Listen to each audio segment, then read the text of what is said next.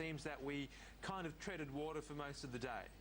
We did. The ASX 200 closed relatively flat, but we were trading in the negative for most of the day.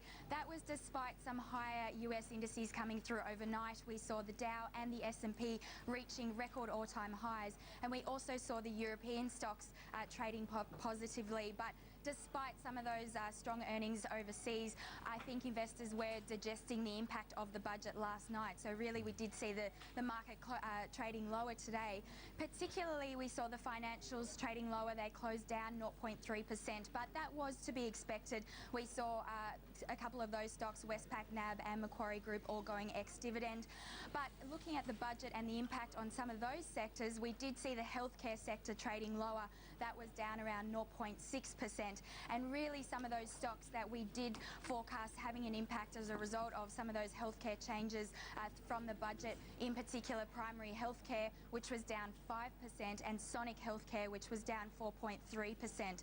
Not only the healthcare sector though, we did see some improvement in some of the other sectors as a result of the budget. The industrial sector performed strongly. It was up 0.5%. That was a result of that infrastructure spend that is coming through from the government.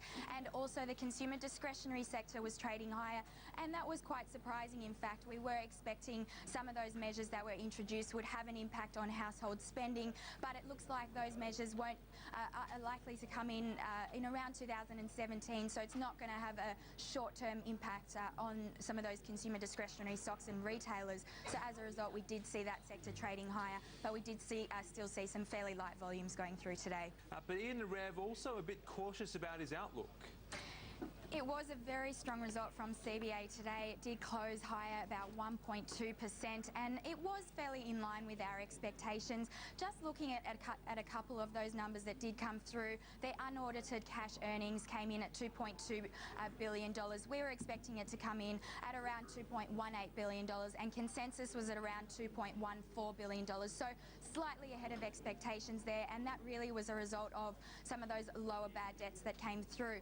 But secondly, they announced they had positive jaws, which was in line with our expectations, and also their net interest margin was slightly lower, but again that was in line with our expectations. We are seeing that falling from around 2.16% last quarter, edging towards that 2.11% coming into the fourth quarter 2014, and that is fairly in line with some of the other banks that have reported. Westpac, NAB and ANZ have all reported lower net interest margins, but we do know that's a result of some of those regulatory requirements for them holding more liquid assets. So overall, we do remain very positive on CBA going forward. We think they have strong underlying fundamentals and a lower risk profile in comparison to some of its peers, but they also have the capacity to sustain around 17 to 18% return on equity, and they also have strong underlying capital to maintain grossed up fully franked dividend yields of around 7 to 8%. So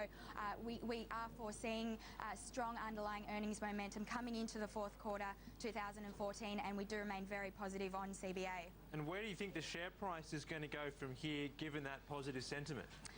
Yeah, well, we do think it does have the potential to move a little higher from here. We are forecasting around 11% earnings per share growth in 2014, and that's on a dividend yield of around 5%. Coming into 2015, we're forecasting slightly below, but still growth of around 5% on a dividend yield of around 5.2%. So we do potentially think there is still some upside in the share price. It wasn't shooting the lights out, but it was still a pretty strong result. It certainly was a very strong result, but the share price, as Michael mentioned, was trading significantly lower. It closed down around 4.8% in fact, but it was a strong result and it did beat our expectations. In fact, looking at a couple of those numbers, their net profit after tax was up 143% to $72 million. We were forecasting that it would come in at around $68 million. Secondly, looking at their earnings before interest, tax, depreciation and amortization, that was up 29% to $202 million. We were forecasting that to come in at around $199 million.